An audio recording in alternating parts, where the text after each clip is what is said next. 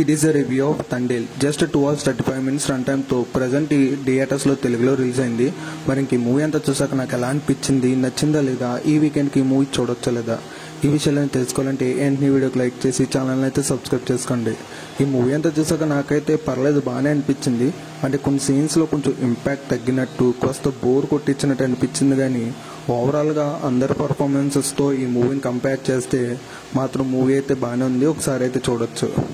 ఇంక ఈ movie basic story line ఏంటంటే, మన హీరోయిన్ లవ్ చేసుకుంటారు. ఆ తర్వాత ఒక ప్రాబ్లం వల్ల వీళ్ళు విడిపోవాల్సి వస్తుంది. ఆ ప్రాబ్లం ఏంటి, ఆ తర్వాత పాకిస్తాన్కి ఎలా వెళ్ళారు, అక్కడ ఏం జరిగింది, వీళ్ళ లవ్ స్టోరీకి ఎండ్ కార్డ్ ఎలా పడింది, ఈ విషయాలన్నీ తెలియాలంటే ఇంకే మూవీ చూడాల్సిందే. మూవీలో సాంగ్స్ అయితే పర్లేదు, బాగానే ఉన్నాయి.